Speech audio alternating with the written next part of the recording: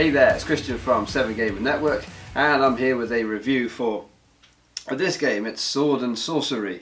Now this game has got a very respectable score on Board Game Geek, if you know that website. It's at 8.2, which means it's very highly regarded, and that's on 1700 reviews as well. So this is a game that's already very well supported. It's been actually available a couple of years in terms of the when the original Kickstarter first happened, and so we've already got 2 big expansions. There's in fact, as I do this video today, there's a new Kickstarter going off for a 3rd one, and we've got some smaller expansions. There's character packs, things like this. So there's a lot out for this game already. And that's normally a good sign for a game, is it not? But what I want to cover today is these components that you get in the base game, which is called Immortal Souls. And then I'm going to talk about the gameplay and how it feels. I'm not going to go through the actual mechanics. There's plenty of videos that do that. But I want to give my take on how it feels to play and where it might fit in your game collection.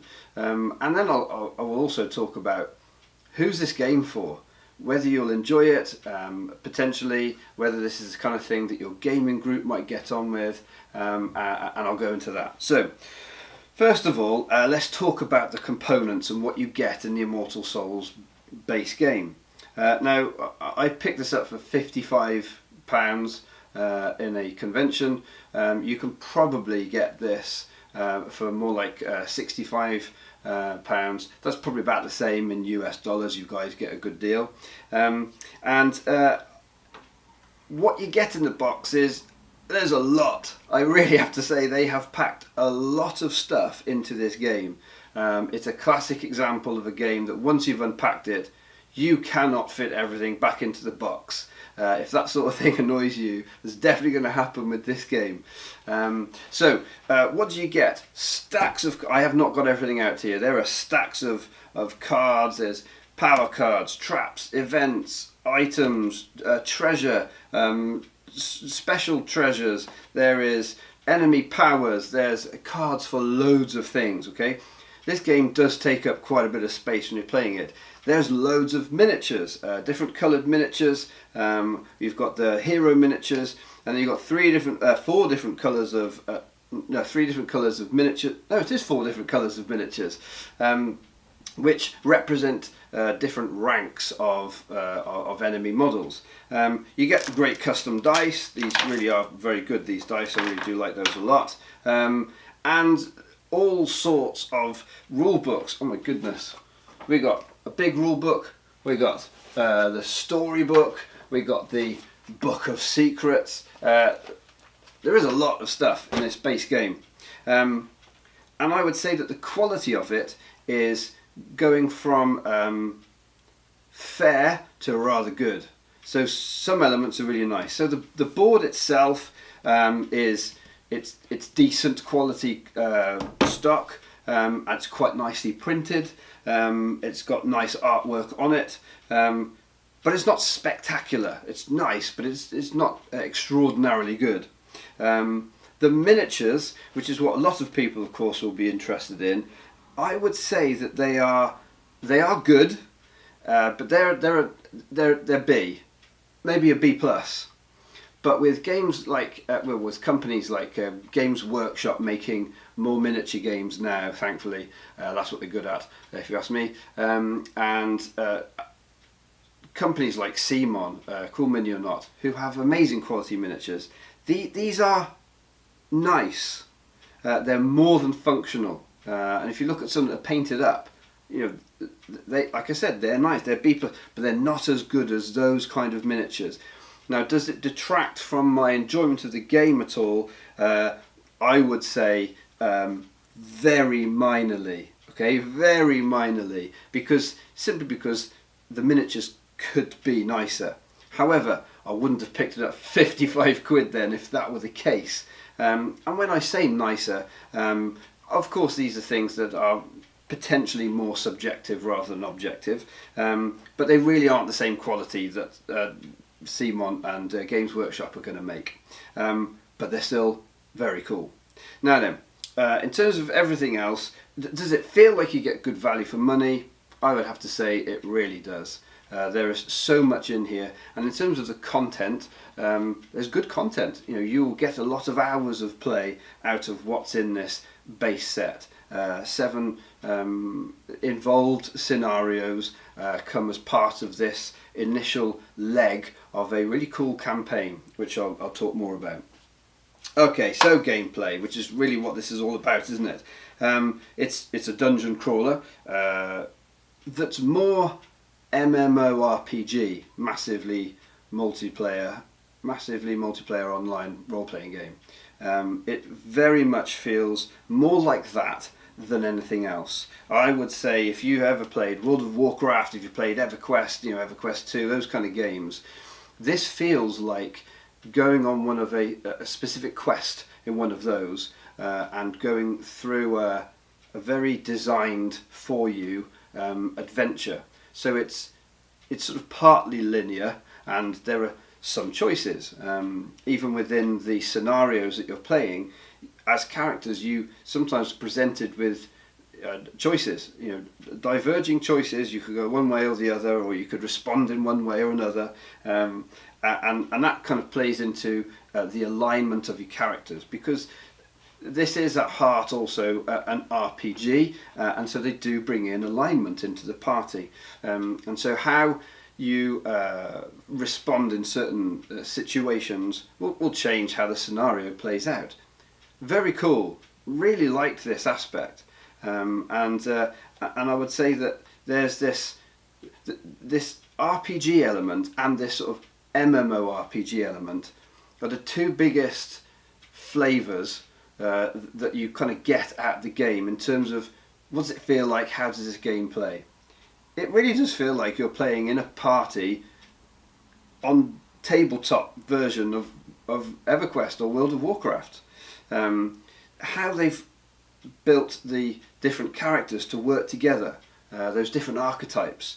You really do have a classic, a tank and a healer and a damage per second, a damage dealer, DPS, and then you have those sort of hybrid elements in there as well. So if all of this sort of stuff is talking your language, I would be saying start bringing this game up in your priorities list to have a look at. And how do those powers and things like that work? Well, pretty much everything's got cards, lots and lots of cards. So you'll have a character sheet, and then you place your abilities on here and what you're carrying and your different items that you've equipped all around it. Very much like a sort of character sheet on an MMO RPG. And then these abilities, one of the things I really like about these cards is that many of them will have a refresh mechanic. So just like in a game, when you click on an ability and it'll often have a cooldown and then a refresh before you can use that ability again, that's what these will do. So you'll be able to use them on a turn, and then you'll flip them and they'll have hourglasses on the back, 1, 2, 3 or 4 for a really big power, might have a very long refresh time. And every time it's your turn, you're just ticking it through its cooldown. It's very simple and it works really nicely. And one of the things that's really great about these sorts of games is identifying those combos that can happen when you as a party start putting your powers together. When the tank, who's got a shield that you can do a bash attack with that can push the target one space, means that then you're going to have more of you in an area than there are enemy, because the tank is bashing people out the way. That means you dominate an area, and that because you've got more models than the enemy, and that means you can do more damage. All of these kind of things, again, if these are things that float your boat, there is lots of that in this. There's area control, there is true tanking, healers, attacking from DPS from range. You've got dual wielding rangers. You've got all those kind of things. Now, in terms of the enemies that you will fight against in these battles, they have some variety in there, but it's not huge. And in fact, that's certainly where I'd be interested in getting into the expansions to have a little bit more variety in what you're fighting against. But actually the variety in the monsters really comes from the fact that whilst you can have, you know, a blue raider or a green orc, there will actually be a couple of green orc cards with different stats on, and they'll give you different rewards when you finish them off. So even though you might look at it and think, well, there's only, you know, orcs and raiders and gremlins, and, you know, there's only a few types of models. True, but they have different cards for them, so there's more variation in there than just the models is really what we're saying. And one of the true genius elements, I think, of this game is these cards. Now these cards are sort of, they call them AI cards, so it's artificial intelligence cards for these monsters, because this is a cooperative game. You play together, no one is the dungeon master. The game is looking after all these enemies that you're playing against, and they've got a very, very clever system for making these monsters move and attack and use powers in very clever ways. And there's a lot of granularity. The rule system in this is really nice and deep. Okay, it's not too complex. It is very deep, and what that makes for is lots of variety and interest, because there's so many things that each individual character can do and each individual enemy can do. Now, as you're playing a game, of course, classic part of RPGs is you level up, and as you're killing monsters, you'll be amassing soul points, and you, as a party, collectively get the soul points and get to spend them. This is a really cool mechanic. You can kind of decide when you want to level up, and you get to pick, well, who levels up. And when you're doing a cooperative game, this is really helpful, because you don't get that sort of kill stealing mechanic. You don't get that feel of one person getting ahead of the others because they're managing to get all the kill, you know, the lethal blows and getting the gold to buy new levels or whatever it is. In this, it's soul points, and when you kill a monster that gives a soul point reward, everybody gets access to those soul points potentially, and you can decide as a group who levels up. So that's a really big benefit to how the game plays and runs. Now, one of the drawbacks that I've seen, or maybe I should say criticisms of the game, is that the mechanic around death is really hard. I.e., when you die, you actually lose a soul rank. So if you've you leveled up to soul rank 4, when you die, you'll go back to soul rank 3, and you'll lose your associated level 4 powers and so on.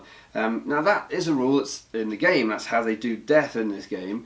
There's lots of other things as well. You know, you'll lose your temporary conditions on your character and all that sort of thing. But what's really clever is that in this game, death is not the end. And you go into ghost form. And as ghost form, you are still absolutely able to interact with the board. You'll still have a power. You'll still be able to do things and be a part of the adventure. And all you've got to do is recall back to a shrine, spend some soul points. Okay, that's a bit painful, but then you'll respawn and able to come back into the game. Again, it's quite MMO-y in a sense that there are some drawbacks, and you might lose some experience, you might lose an item or two for dying, but you can just respawn and come back in the game. It's not like, oh great, I'm out, I'll sit back and fold my arms and watch you guys finish this adventure for the next hour. That's not what happens. And the fact that you could choose to not spend those soul points and keep going in your ghost soul form and try and finish out the adventure in it. So they've actually done really very well with how they've implemented death into this game. I really like the mechanics that they've done for that. Okay, so you're getting the sense that this is very much bringing to life on the tabletop those kind of experiences that we can have in World of Warcraft and EverQuest and other games of their ilk. Well, how do they do the scenarios? Well, as they mentioned, those rule books at the start, you have a story book that will set up the scenario for you, and this is somewhere where it's been a bit fiddly. There's quite a lot to set up, so setup is not quick, and also it's not simple. there's quite a few steps to it. And what happens is when you set up these elements on the board, there'll be essentially waypoints that will trigger. And when you trigger a waypoint, the storybook will tell you where to go to in the Book of Secrets. Who doesn't want to play a game with a Book of Secrets? And this essentially will outline an encounter for you to work through that might be combat based, or it might just be a trap has been sprung, or it might be something that's really quite involved. And what it does is it advances the story, and that's something that they've really gone to town on with this game. Each of the scenarios builds one on the other, and so you can play them all through as a big campaign, and that's really how they want you to play them. And there's this big story building, and of course you're experiencing all these very RPG-like elements as you're uncovering these waypoints and visiting these places and getting lots of input, almost fighting fantasy, choose your own adventure style things that you end up reading out to add so much colour to the adventure. It's really a very, very good mechanic. The rulebook itself isn't the easiest rulebook to read. It's big. There is a lot to it, and it's 55 pages. There is a lot of pictures and diagrams in there, so it's not all text. There's a bit of variety in there, so it's not just walls of text. But it does have a sort of a glossary, table of contents that's quite easy to use. But in the games that we've played, certainly the first game that we played through, it took a long time to get our heads around combat and what was happening. Combat actually is essentially really simple, but like most good systems, there's lots and lots of stages to go through. Now, of course, many times you'll actually skip a lot of those stages because they're just dealing with things that are not actually happening. And so after a few battles, it's quick. It's really quite quick. And you get to roll these really cool custom dice. And they have that sort of triggering mechanic. There's no numbers on this. It's all signs and symbols. And so what you're really looking to do is, and you get that feel of rolling quite a few dice. You get new items. There's a lot of items in this game, and they've done a great job of that feel of finding a new item in an MMO and equipping it to your character and immediately seeing the benefit. You roll an extra die or two. You're able to automatically do more damage because of this more powerful weapon you've got, whatever it may be.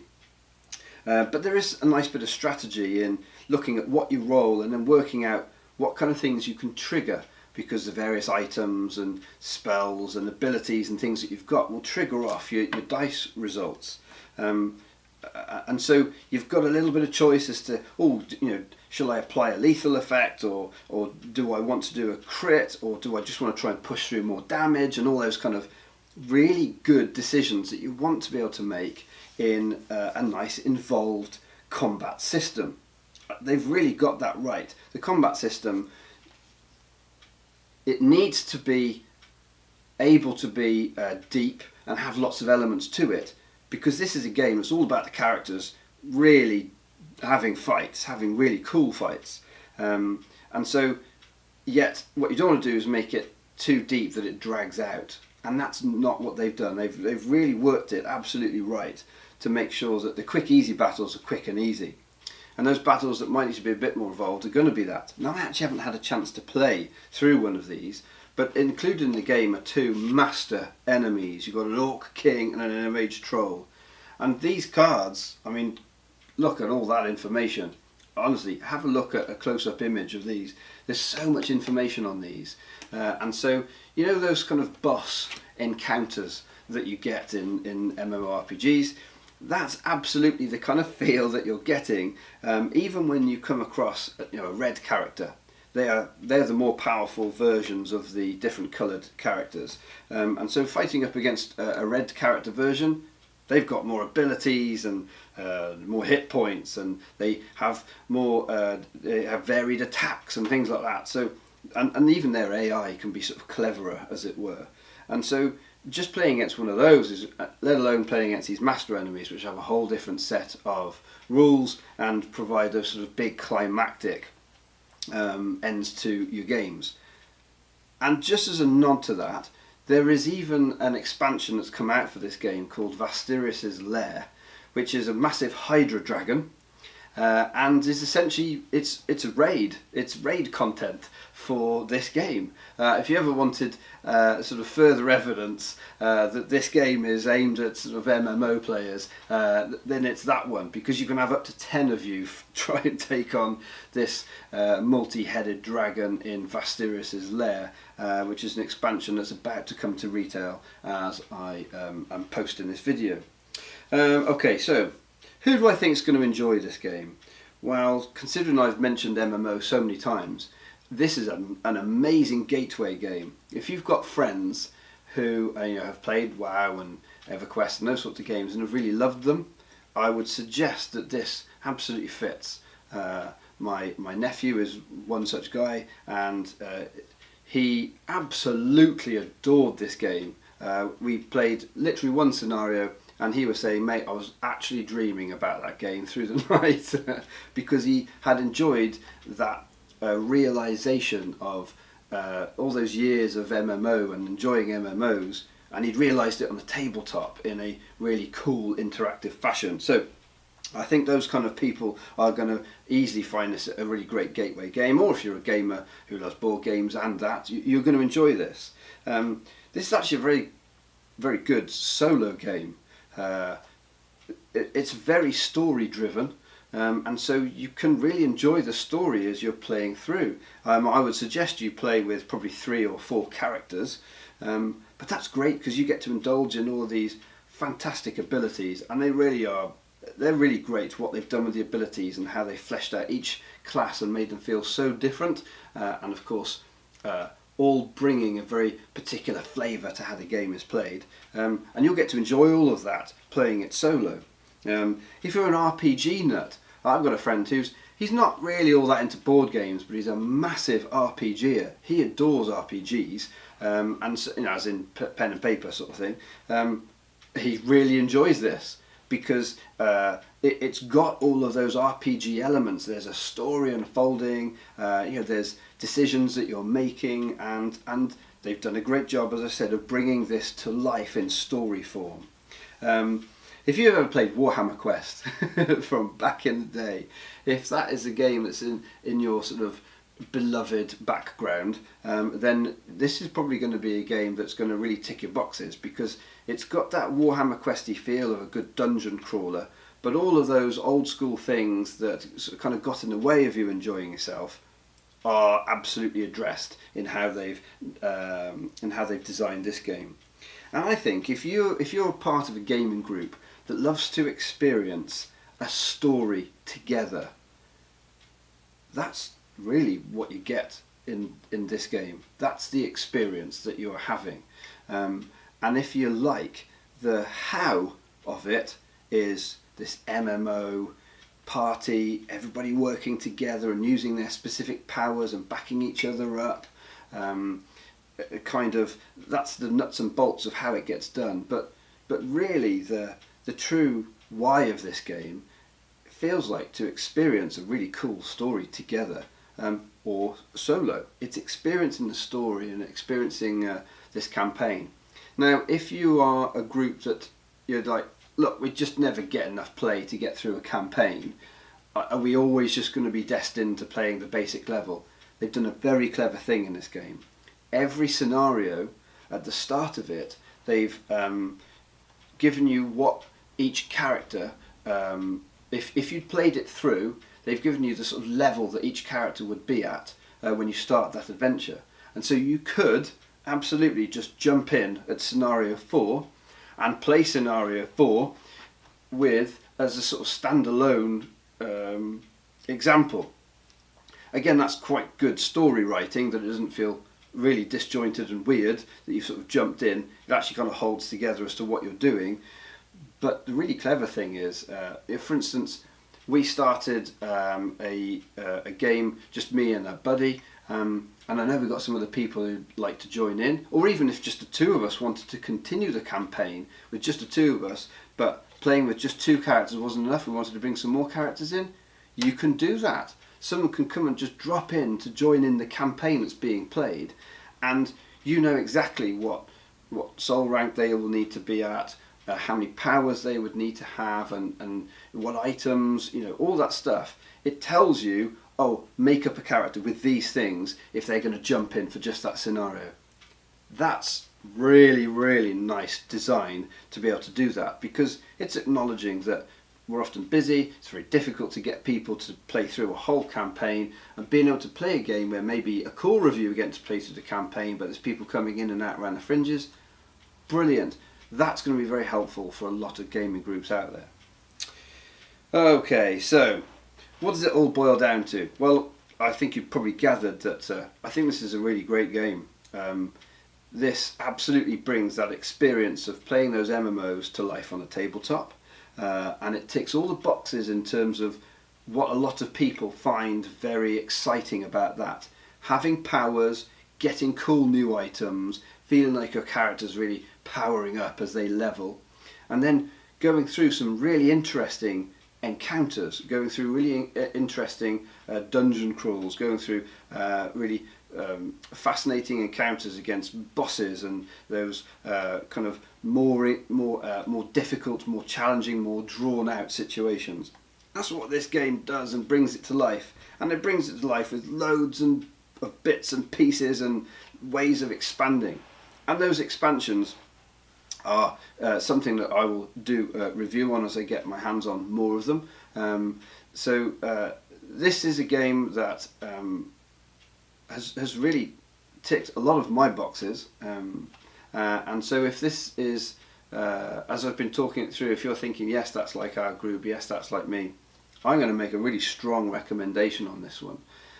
And for the kind of money that you're going to pay for this base set, I think the value of this is going to be really good for the vast majority of people. Be aware there's a bit of investment in those rules. You will need to sit down and spend some quality time learning the rules, and I suggest you watch some videos. There's a couple of great videos posted going through the rule sets, and that will really help to smooth out your first game, your first scenario, your first experience of this story. So a big thumbs up from me. This is a really excellent game, and I hope that if you buy it, you enjoy it as much as I and my gaming group have done. Anyway, until next time,